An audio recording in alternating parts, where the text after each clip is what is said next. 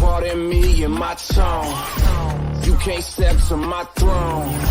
They ain't working like me. I did this on my own. You asking where we been, huh? I don't know where to begin, huh? All this dirt on my skin. I just came here to win. I'm more than a man, I'm a monster. Somebody call a pastor, doctor. I got a sixth sense for imposters. So now I'm coming for the whole roster. It's not a game, why you playing with me? You could double back, lose track, try and hang with me. It must be in my veins, something you can't tame, cause I break the chain. Can't control me. I got the power. This is the Talkin VAWLS Network. My name is the Indy Kid. I'm Dauber. What's happening, man? Hey, it feels like we just got off here a few minutes ago, didn't we? That was a little earlier this morning. Yep, late into the night. Boogie, Dauber, myself, impromptu baseball watch party. Didn't end too good last night, but hopefully get it back today. But let's talk some basketball. Tennessee, 78-74 over Arkansas. We'll go ahead and hit this one right off the bat. The guy showed up. Travis Adair for $5 says, I ain't eating no crow, Indy Kid. You guys just about blew a 20-point lead. My boys are tough, even in a loss. Key word there, just about. They didn't. So I told you wasn't coming to Knoxville and winning. But hats off to Arkansas for making that a game. Tennessee shot lights out in the first half. Man, that was we talked about it a little bit before we went on air.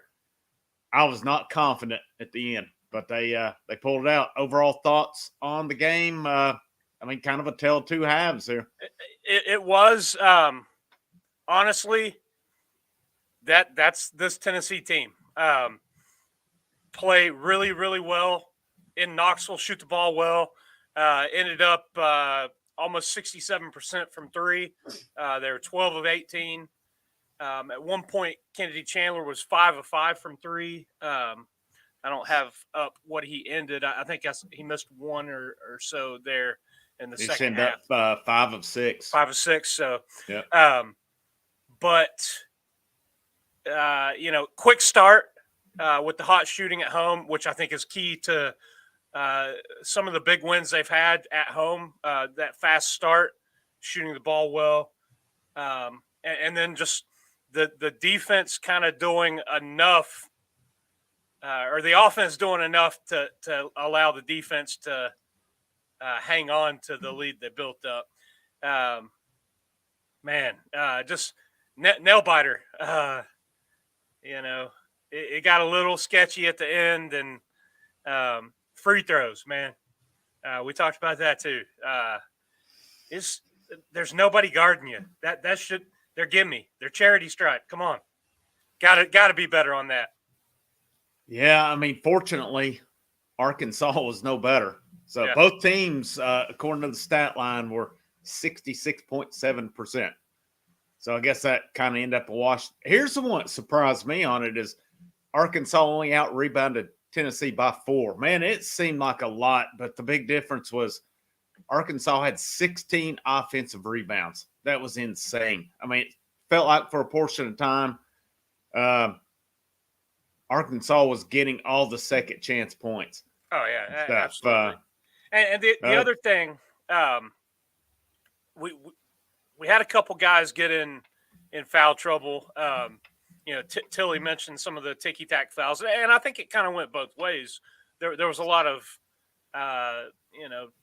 seemingly touch fouls called, and it kind of hurt us late in the second half because it put an odd rotation out there where you had Adu and Huntley Hatfield on the floor at the same time, and that was what kind of spurred that 10-0 run that Arkansas had to cut it to single digits and actually get within a one possession game. So yeah, when Chandler came back out and I guess they went to the well, it wasn't the starting lineup because Hatfield started, but when they went back to kind of one of the more traditional rotations that they've used the last little bit, they were able to kind of start trading baskets again and held on. So yeah, it felt like when they went kind of small that Arkansas was wearing them out on the boards. That's what I felt like. See Travis back for 5. You were right. We split. I don't know that we'll see each other again. Tennessee and Arkansas, I believe the way it's looking right now, I was looking just now, Kentucky's up. Of course, there's a long way to go in that one. They're up 25-12 on Florida in the first half. Auburn's up by 19 with 8 minutes to go. Looks like a pretty good chance Auburn's going to win the regular season conference. Tennessee can be no worse than a 2 seed. And, barring a collapse, I think Tennessee and Kentucky is going to be on the same side, and then Auburn and Arkansas. So it looks like probably the only way Arkansas and Tennessee see each other again is in the SEC championship. I could be wrong on that, but Arkansas is a tough team, man. I mean, they got to give them credit. But Thompson Bowling Arena prevailed. Tennessee wins. What was it they said? 3 of the top 4. The top 4 in the conference has only lost, one game at home? I believe it's 1 game, yeah. And I'm not even sure, did Auburn lose at home or was it Kentucky? Because I don't think, maybe it was Arkansas. I know it wasn't Tennessee. Let's put it that way. One Tennessee. They're undefeated at home this season. So, and I don't think Kentucky lost at home. So it was either Auburn or Arkansas. And I cannot, just because I don't keep up close enough with them. Let's see. Yeah, I agree. This is kind of Tennessee's motto as well, I feel like. Close games. Just when you feel like you can cruise. Yeah. Here you go. It's a close one. Got 52 of you guys in chat. See, quite a few of you guys were with us late into the night last night. Had a pretty good time on there. There's Cody Branch chimes in. He said 1 o'clock. He's with us. If I'm missing you here, I apologize. Wayne Starnes was with us late into the night. Joel Certain. Let's see if anybody else I forgot about. But Erica, thank you guys for staying with us last night as we watched the baseballs. That was fun. Didn't end up how we wanted to, but 55. Erica Eaton answers the question there. Arkansas lost to Vanderbilt at home. Okay. I got you. That's a hard one to swallow right there, I believe. Yeah, really. I'd say they'd like to have that one back for sure. But let's see. What else we got here? 58 people in here. If you haven't already, guys, hit that like button. Hit subscribe. Tampa, Florida. Next stop. SEC tournament. Barring some kind of a miracle here, Tennessee's going in as the number 2 seed. Probably going to be paired with Kentucky. What do you want to see next week out of them? And we'll get back to this game in a few minutes, but we'll go ahead and kind of look forward a little bit, and then we'll circle back around. But what's your expectation? What do you think would be a good run? Does it even matter if they make a run in that tournament? It doesn't necessarily matter, but you want to be playing your best basketball. Yeah. What I want to see is the offense play well outside of Thompson Bowling. Because we've gone on the road and looked like a mess. Got to have really good guard play. John Hill, yeah, exactly. Turnovers, really need to take care of the ball, which I think they did well in the first half. And then late, they just got a little sloppy and a little lazy. And man, 7 turnovers in the first half, and it looks like 10 in the second. There was the end of the game was such a grind. I hate when games drag on, and that one review was 5 minutes long. It just, I don't know. That really kind of adds to the nerves of a tight game. Yeah, when you're sitting on the edge right there. Yeah, back to your point here. So John Hill for 10. Thank you very much, John. We appreciate you. John was with us late last night as well. Man, we had to stop that sloppy play and reduce our silly turnovers. Those, I thought they were a little sloppy. I mean, just looking at the halves. So just comparing. So first half, Tennessee shot 50% from field goal, 75% from three-point, 72.2 from the free throw line. 19 rebounds to 13 for Arkansas. Tennessee led pretty much, well, they did lead other than the beginning. They led the whole first half. They were up by 24, 11 assists, 7 turnovers, bench points 16 in the first half. Let's see, fast break points 8, 5 steals apiece. Tennessee capitalized with 13 points off of turnovers in the first half. The paint battle was pretty even. Arkansas, first half, 36% from field goal, 44% from three-point, 46.7 from the free throw line. That hurt them a lot in the first half. But then we flip over to the second half. Surprisingly, Arkansas was 37.8%, Tennessee 40.9 field goals, 31.6 for three-point, Tennessee 50% in the second half. But Arkansas was 91.7 free throws, Tennessee 58.3 in the second half. Arkansas out-rebounded Tennessee in the second half 24-14. Tennessee led the entire game. Assists 6 and 6. Tennessee had 10 turnovers to Arkansas's 5 in the second half. And Arkansas had 16 fast break points to Tennessee's 0 in the second half. Also 15 points off of turnovers versus only 2 for Tennessee. They were big time outplayed in the second half. Yeah. Luckily, they had a 20-plus point lead built up. And it was just enough. The thing that I want to take a second and focus on is at one point early to mid part of this season, we were looking at this team and they were, they'd lost some games to some good teams, but they just looked lost. They didn't have an identity, didn't really have somebody stepping up.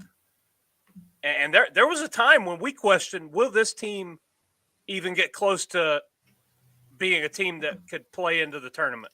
We said 20 games was a whoosh, it didn't look like that was going to happen. Just the style of play, and they turned it around. They figured some stuff out. You had some guys that stepped up and started playing some good basketball. Kennedy Chandler kind of grew into where we hoped he would come in at, kind of found his legs. And to finish the year 22-7 with all of those losses coming to ranked teams, this is a good basketball team. And if they play their best basketball, I don't know that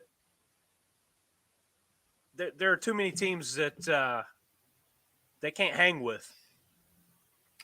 I don't think any team outside of the SEC wants to see Tennessee, Arkansas, Auburn, nor Kentucky in that NCAA tournament. I agree. I don't think they want to see them. I think those 4 teams, at least one of them is getting to the Final Four. And it would not shock me at all to see all 4 of them in the Sweet 16, if not further. I think the top of the SEC, those 4 teams, I would put them up against any other conference's top 4. I'd put them up against them all day long. You bring on the Big Ten, you bring on whomever, the AAC, the ACC, bring them all on. I would take the SEC's top 4 over any other top 4 in the whole nation. And like you said, man, and I kind of didn't realize this. I felt they had a losing streak at one point, but Tom Hart said it. He's like, this Tennessee team did not lose back-to-back games all year long. They had a stretch where they would win one, lose one, and so on. But like you said, man, it was this stretch, let me go back to it right here. That stretch where they had, and it was similar to last year. You remember conference play started, and that's where it was. They had the loss to Alabama, and then bounced back and somehow beat Ole Miss, and that was ugly. But they somehow, some way pulled that game out. Lost at LSU, didn't look good. Won by 20 against South Carolina in Thompson Bowling, but that was another one. The second half, they were okay. The first half, they looked bad.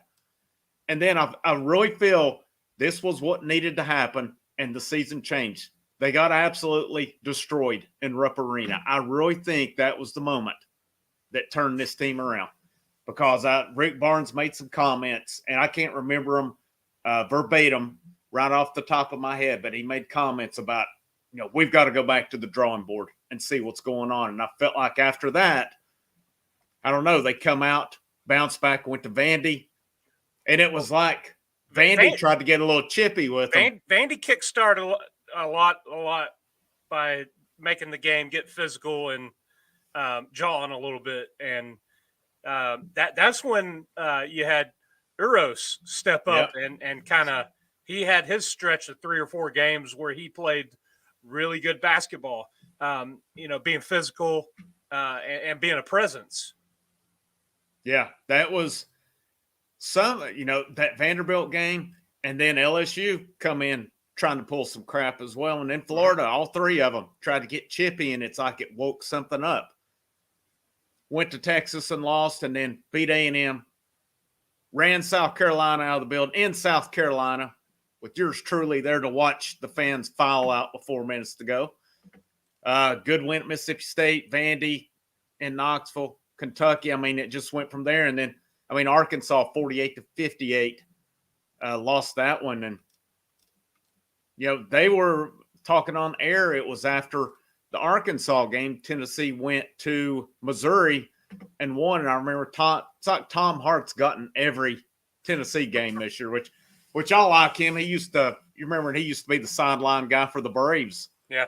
For a while. He's always pretty funny, actually. But let's see, a couple of you guys, baseball game starts at 4:00 Eastern time today. We were all watching it, on the Astros YouTube last night? Yep. I think it's on the same one today as well. So, but yeah, I remember Tom saying Tennessee's going to be favored in these last 4 games. And I was kind of, interesting. And sure enough, they took care of business. I asked you about the tournament earlier, and I still maintain this year. I want to see them make a deep run in the SEC tournament. I want to see them go out hot. I think they have a chance to get on that 3 line as a seed. I'm afraid because I think there's a big difference between being in that 3 seed versus that 4 or 5. I don't think they'll be any lower than a 4, but if they were to come up their first game and get beat, I could possibly see them dropping to that. I don't know. Maybe not. Maybe they're a 3. But then again, if they make a run or if they even win the SEC tournament, they've got to get looked at for a 2 seed. So I will take that 2 to 3 any day of the week over that 4 to 5 range. We've talked about it before. It's so much of the NCAA tournament boils down to the draw, and where you're paired up and how it plays out. They've been unfortunate a number of times to run into a team that is just playing hot, or just a bad matchup for them. So maybe they get a favorable draw. Not a cakewalk, but teams that don't, you hope you don't run into a team with 2 physical bigs, because that's a game that makes me nervous, because that's an area that this team lacks. And funny enough, that's the games they've stepped up. I don't hilarious? Get it. I don't get it, but I wouldn't want to continue to press my luck with that. No. You can try. I'll ask you, and then some of you guys in the chat that follow college basketball a lot closer than I do. Based on where Tennessee's at, number 13, I don't think there's the college basketball newspaper poll that has Tennessee number 5 or anything that we can. But in all seriousness, looking at Tennessee where they're at, possible anywhere from a 4 seed to a 3 seed, I think is pretty realistic. Win the SEC tournament, I think they've got a case for a 2 seed. But based on all these higher teams, your Gonzagas, Dukes, teams of that nature, you guys in the chat that watches a lot more of this than I do, who do you feel, if you were a Tennessee coach, for example, and you wanted the ideal draw of the higher teams, who would you want to be paired with? Would you rather be in a bracket with Gonzaga, Duke? Who would you not want to be paired with as well? So I'll let you guys in the chat kind of do that while we discuss. I don't know. I haven't watched enough to know who. I think a Purdue is a bad matchup for Tennessee. You know, for some reason with Purdue, crap hits the fan. Doesn't matter what sport it is with Tennessee. You know, there's a couple teams that they've played this season already that they dropped games to. TT and V.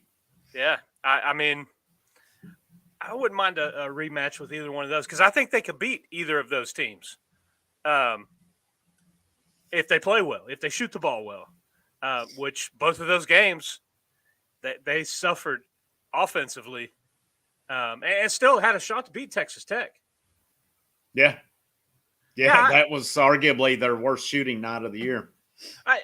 Michael, I know Villanova beat Tennessee already, but that was the 3rd or 4th game of the season. This team had a lot to figure out.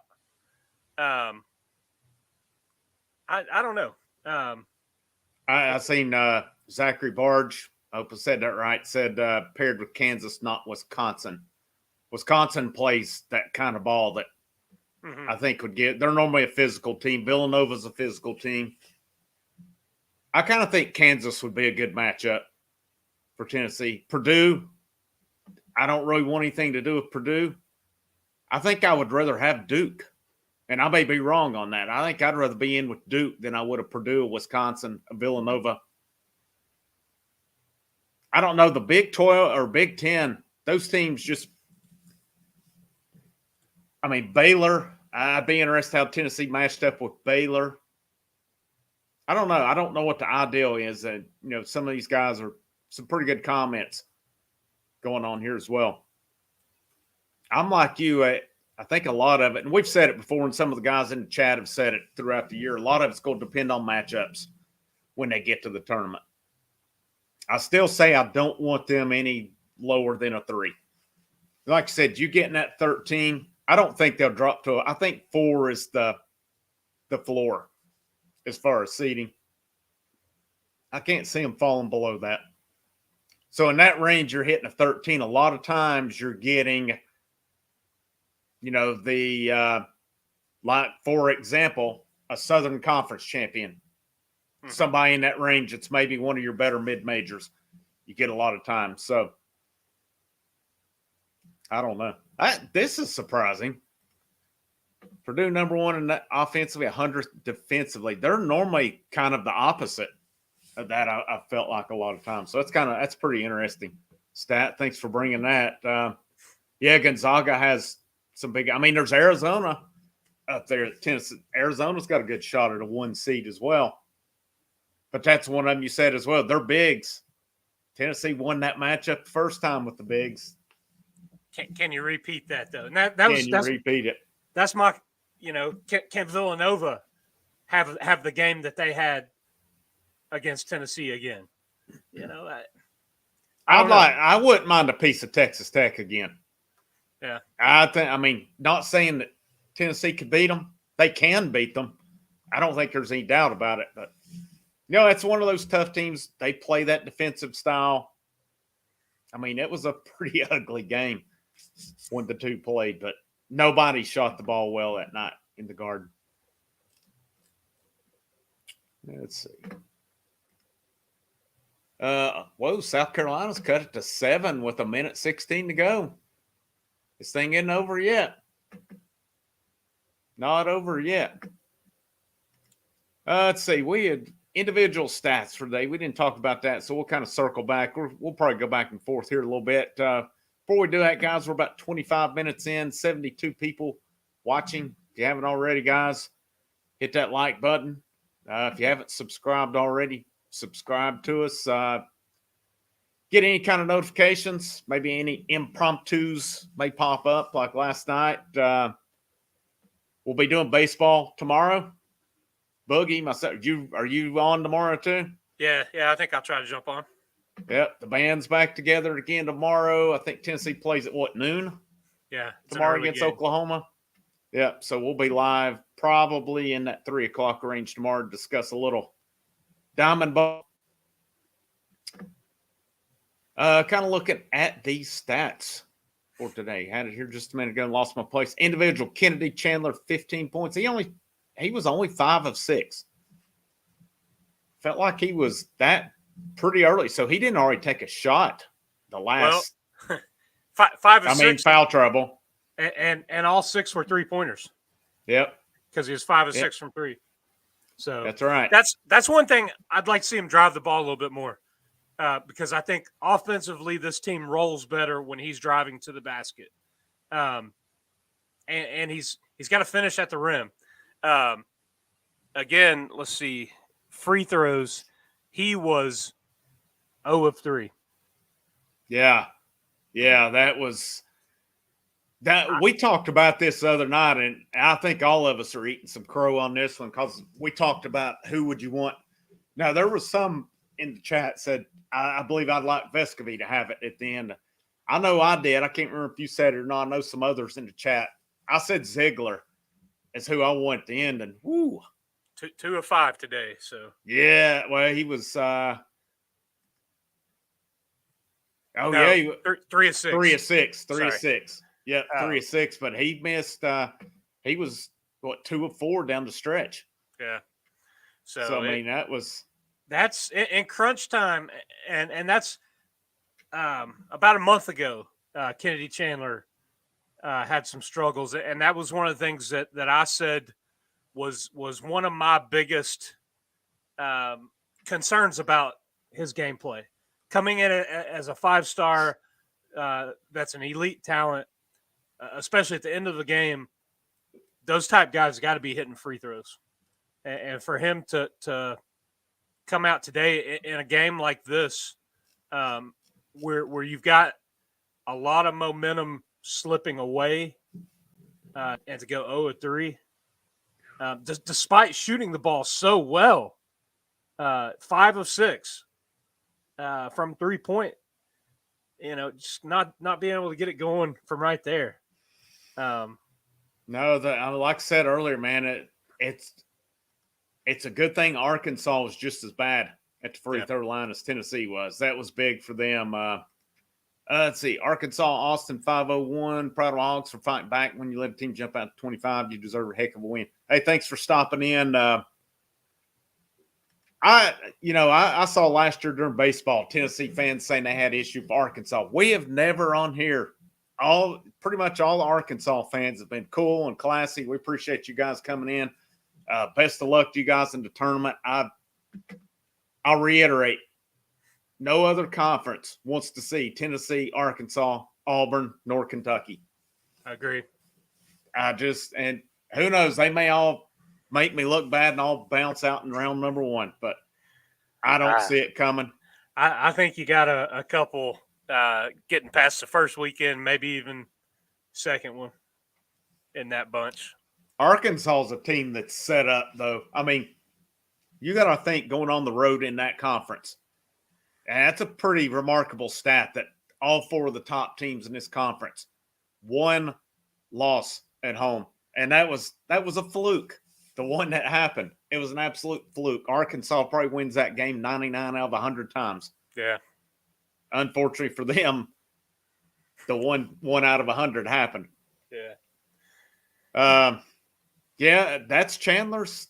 We've said it. If there's one thing, it's free throw shooting. Achilles heel, if you will. Yeah, absolutely. Chandler, let's see, 15 points, 5 out of 6 field goal, 5 out of 6 3-point.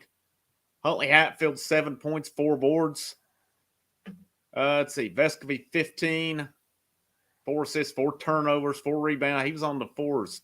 4 of 4 from free throw from the line. 3 of 4 from the three-point line. Oh, my gosh, this is insane. 4 of 9 from field goal range for 44.4% on the day. So Vescovy was going 4s wild today. That's crazy. James, 12 points. James fouled out. That was a tough one, man, because that dude took 3 steps. Live. I said, that's a walk. And then I don't know if it was his Hart or the other guy was like, "Did you see a walk there?" He's like, "No, I wasn't what." I was like, "You didn't see it." Yeah, and they showed it back, and it was obvious. Yeah. I mean, what's a walk anymore? Do you just throw a pass to half court and the guy just takes off running? I mean, they go blow a whistle. It's just, it's ridiculous. Let's see. James had 12, 7 rebounds, 2 assists, 2 of 3 from the 3-point line, 4 of 8 field goals, 2 of 2 from the free throw line. Euros, 6 points, 3 rebounds today in 12 minutes. Adu, 3 points, 5 boards. I know you said you were in and out during the first half. Did you see that dunk Fulkerson had? No, I got back with about 2 something to go in the half. Yeah. He was cutting down the middle of the lane, and he threw it down. That was a pretty good way to. Yeah, it might have been the dunk of his career, but he brought it down with some authority. It was good to see him go out playing pretty decent. He was 3 of 4 from the foul line, 5 points. That kid is all heart and fight and grit. Might not necessarily be the most talented one on the floor, but he's damn sure going to give everything he's got, and he's done that the whole time he's been there. He has. He'll go down, I think, as one of the favorite Vols that there's been. Not from he's not going to go down as the best Vol by. But, I mean, if you're a Vol fan and you don't love and appreciate John Fulkerson, it's time you probably give up basketball. Guys gave it all. I mean, he really surprised in Dykes. He stated it numerous times how we all thought Fulkerson was gone last year. Yeah. And, a cheap shot elbow, and he's back. I really think if that wouldn't have happened, we may not have seen him back this year. So, the season's not over.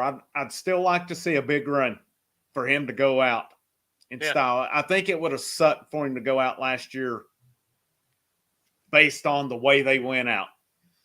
That would have been a bad way to go out. Yeah, a walk. That's an urban legend. That was some urban legend we heard about back in the day where a guy used to take more than 2 steps and a whistle blew and a turnover, but there's no such thing as that anymore, apparently. Let's see. Auburn's up 82-71 with 26.2 seconds left. Pretty sure Tennessee's going to be your 2 seed. Yeah, they're just running clock now. So, Bruce Pearl gets his outright conference championship. It's going to be interesting in Tampa next week. Who comes to win that? Does somebody outside of the top 4 get hot, or does it come down to this top 4? That's going to be the curious thing. There always seems to be that one team come conference tournament that plays out of their mind. So, and that's what you and I have talked about. That kind of takes away from the NCAA tournament for me. You've got the 4 teams that are definitely in the tournament from the SEC, and you almost expect those teams, one of those teams to win it, being top teams in the conference. But do they play to win the tournament, or are they resting for the NCAA tournament? And one of these other teams gets hot and wins 4 games in a row to take a spot away from somebody else. Mm-hmm. And then, you've got, we talked about, the mid-majors have a heck of a year and have to win their tournament to get into the NCAA tournament. So it's their whole season's based on one weekend. It's just there are some flaws to it. But I mean, you look at football, there's flaws to the playoff in football. Yeah. And it's a tough one. I mean, it is. It's I obviously my opinion on it's not the right one because that's not what they do, and that's fine. I just would like to see, we've talked about it, just my personal opinion, and we can agree to disagree on it. If let's say, did Chattanooga win the Southern Conference? Is that right? This year, I'm more used to Southern, for example. ETSU got bounced first game, I believe. Yeah, they got put out last night, didn't they? But yeah, I'm pretty sure, and guys, feel free to correct me if I'm wrong. I'm pretty sure Chattanooga won it in that conference with them winning the regular season. And since they notoriously only get that one berth, I don't think Chattanooga should have to go win a tournament, right, to get in. I could see maybe worst case, let's take the top 4 from that conference and let them do a play-in. Maybe that. I could see that. But, the times – and it's been rare that a team with a 15 or 11 and 20 record gets in. It's rare that it happens, but still yet, there should be a 0% chance of a team with a below 500 record to getting in.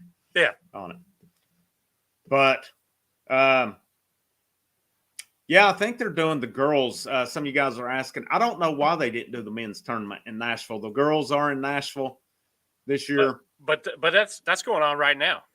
Yeah. Yeah, they go a week early, so they theoretically could have had the men's next week as well. I mean, it used to be in Atlanta, and then it moved to Nashville. I think they just you have cities put bids in, and it's all about money. They've had it in Tampa before. They had it in St. Louis. I can't remember how it's been since Missouri came in. It's all about money. Yeah, I wish it was in Thompson Bowling this year. They need to get the tournament in Thompson Bowling. Yeah, it's official. Auburn is whatever. Congrats to Auburn. They got a good team. Say what I want to about Pearl. Don't like him. Pearl is a great coach. Look what he took over and what he's done with that program. Hats off to the guy, whether I like him or not. He is. I'll give the devil his due. He is a heck of a coach. Let's see. Anything else? Let's see. We're coming on that 40-minute mark, guys. UT baseball first pitch, hopefully, in about 48 minutes. Yeah, imagine Georgia wins the SEC tournament. There was one year it happened, and I can't remember what it was.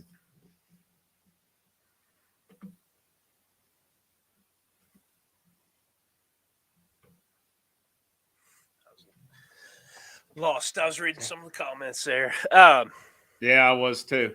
Yeah, Texas State, the favorite in their conference, lost to an 8. I think it sucks for that. Well, it makes the regular season irrelevant. Yeah. For those teams that, have to win their tournament to get in. Yeah. I mean, again, I could see maybe a 14 playoff for it. But I think for the SEC, the Big 12, Big 10, ACC, they're getting multiple teams. I think the conference tournament for them serves more of a factor. It helps with seeding because there's so many of them. Those non-Power 5, that's the ones that I kind of make my argument for with them. I feel that the team who has the overall body of work should get it. And then, maybe it comes down to at-large, a couple of teams are good. I don't know. But your Power 5 ones, if it's not one of the top teams, if it's somebody that gets hot and sneaks in, it's taking away an at-large bid. Well, it could be like you could do like the SEC baseball tournament. Not everybody makes it. Right. I mean, that's a case of like Georgia. Why is Georgia even getting a shot to play in with their record? Right. I mean, you could do something like that. It's all about the money. Oh, yeah. I mean, that's what it is. It is. There's no doubt about it. I mean, the conference tournaments are fun, especially, but there's a lot of excitement with them. But then again, I'm kind of like you. I think it takes a little away. I don't know. You get, you could be playing a team for the third time, and it gets a little chippy and gets a little heated, and somebody throws an elbow and puts a guy out for the rest of the season and potentially into his career. Yeah. I think, Josh G. here said the Ivy League. I don't know if they still do it now or not, but they did used to. Regular season champ got in. And I was thinking maybe there was another, maybe it was just the Ivy League, but I definitely remember them doing it. Those Ivy, especially those Princeton teams, man, remember those runs with them. Those You did not want to see Princeton in the tournament. Let's see. Go back to the comments here. Stephen Turner, they are 7-1 now. Baseball team. Yep, 7-1. Tough one last night, but dropped to number 1 Texas. What is 8-2? I think. I'll tell you in a minute because I wanted to pull up see if they've got the lineup posted today. It was way past our bedtime when we finished up our live watch party that we threw together when Boogie decided to do that. But it ended up being a lot of fun. Appreciate everybody that hung out. We had got up close to 30 or so, and it was about 20 some, pretty much the whole game. So yeah, we think some of those 20 some were snoozing. Remote on their chest and earbuds in the ears and arm and mouth wide open, drool hanging off of it and all that. But yeah, it was a pretty good time. I'm surprised that they 7-2 last night. I figured they would have the lineup posted by now for today, but they do have Dollander on the mound, so I like what they're bringing today. Maybe they're making some last minute scrubs and some changes that we talked about. I wouldn't be surprised. I think if I saw the same lineup again today, I'd be really surprised. But I mean, who knows? Who knows? Maybe they aren't. Maybe they won't. Foul trouble was an issue again today. We didn't talk about the foul trouble. Of course, James fouled out. You had Euros with 4, Fulkerson 4, Chandler with 4. You made a mention of it first thing on the broadcast. It was one of the first things you talked about how it affected that lineup. I think for this team, they have those games where they cannot stay out of foul trouble. And, these games where both times they played Arkansas, it really affected them in that second half with lineup changes. They're going to have to avoid them when they get to the tournament. No doubt about it. They are going to have to avoid the foul. Specifically, I feel more times than not it's Chandler and Vescovy. Right. They cannot afford to have those two guys in foul trouble. James has fouled out of a number of games, though. Yeah, and I really feel that, we talked about how after Kentucky throttled them that game, they really turned it on. I really feel that James and Chandler has been kind of Vescovy's been solid all year. You know what you were getting with him for the most part. He's been the most consistent. He has. I mean, he had a couple of games where he was off, but overall, he's normally in that 10 to 15 point range for the most part. James and Chandler are the two I feel who've really driven this team late in the year. I mean, again, Chandler 15, James with 12 again today. Ziegler also had 13 as well. So, and he's been a huge factor coming off the bench. Oh, yeah. Yep, absolutely. He's going to be big coming in. I mean, I think for the most part, they want to play with Chandler, Ziegler, Vescovy James, and then rotation. Yeah, I think for the most part it's Fulkerson, but it can be any of them, depending on who it is. I mean, you had Huntley Hatfield with 18 minutes, Adu with 19, Euros 12, Fulkerson 14. So that's pretty evenly split. Split up pretty well right there. And I think you kind of ride who's hot. If they're playing well, let them have a few more minutes. Euros came in. He was 2-2 from the field, 2-2 from free throw line. Yep. So you can come in and be productive, be effective on the defensive end, add a little bit offensively. Don't be a liability out there. Yeah. I think that's how that position is going to have to be played right now. The 5 it's a big question mark because you've not had somebody step up, especially after Kamwa goes out. It's just kind of been a warm. You don't know from game to game who it's going to be. I mean, it's kind of been a I don't want to say effort. Just a warm body out there, but because you've had guys playing well, but not in the terms of somebody dominating at that position on the floor. They're not going to. Yeah, they're not matching. They're not matching Kamwa's production. They're not going to take a game over.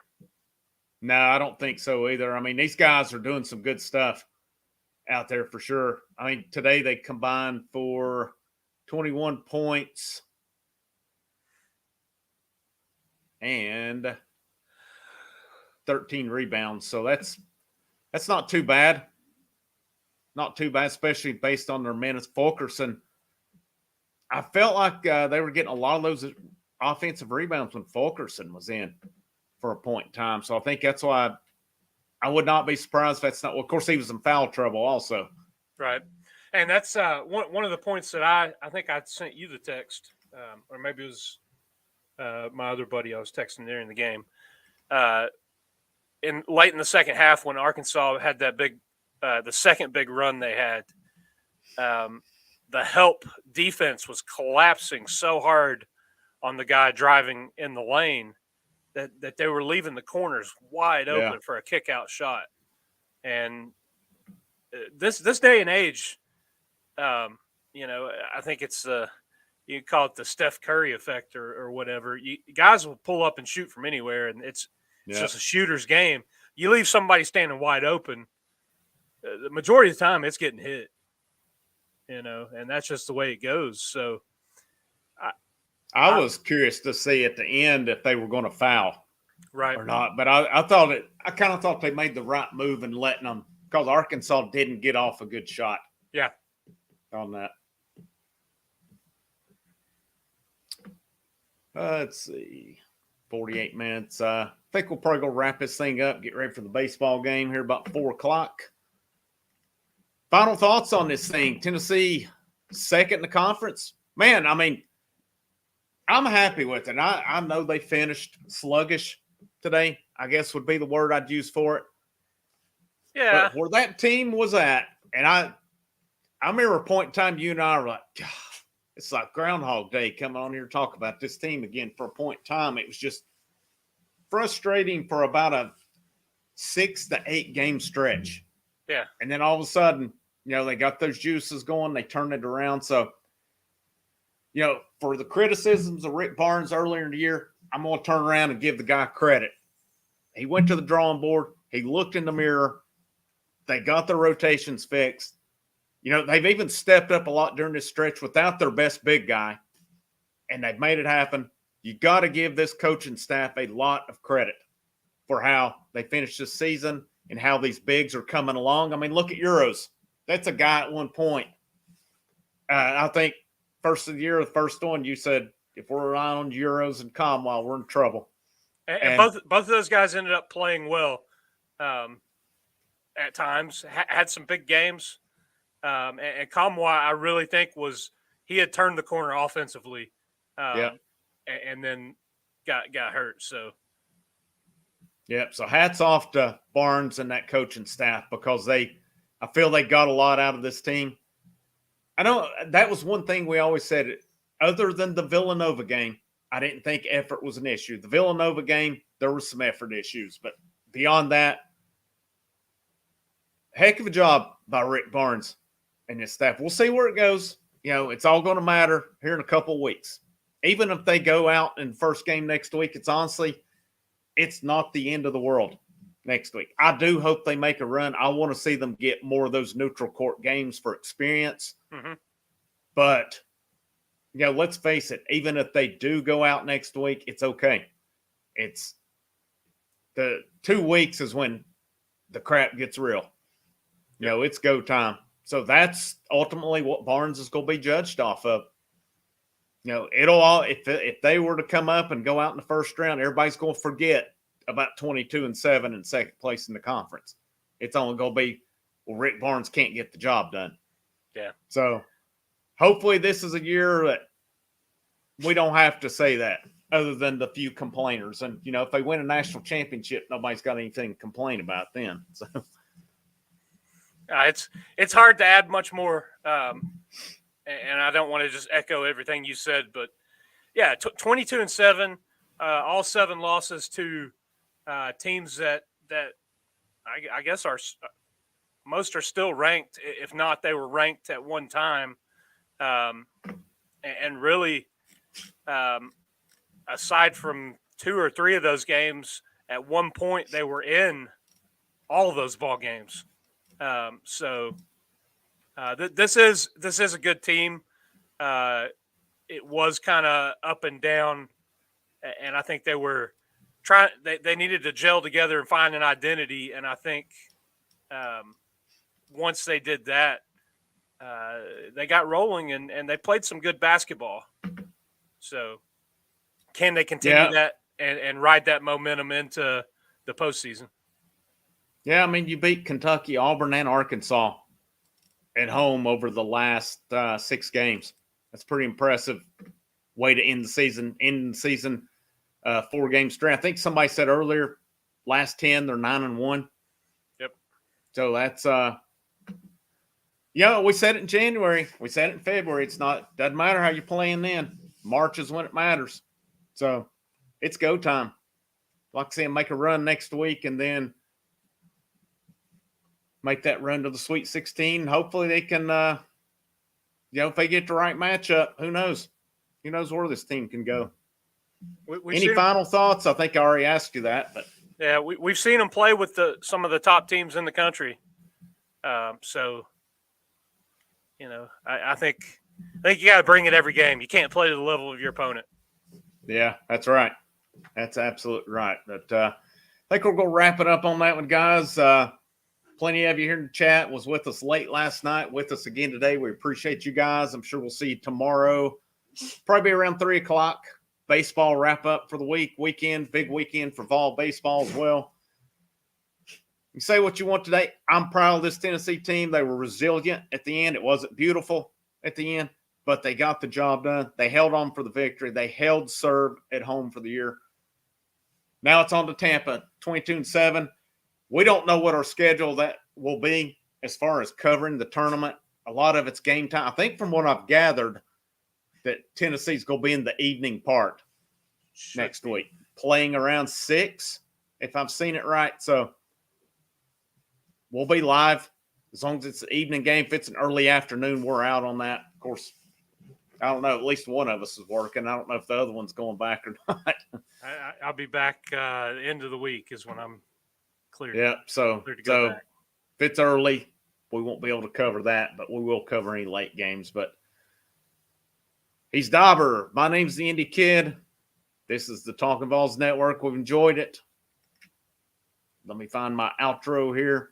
In the words of Boogie Bentley, go Big Orange. That's all.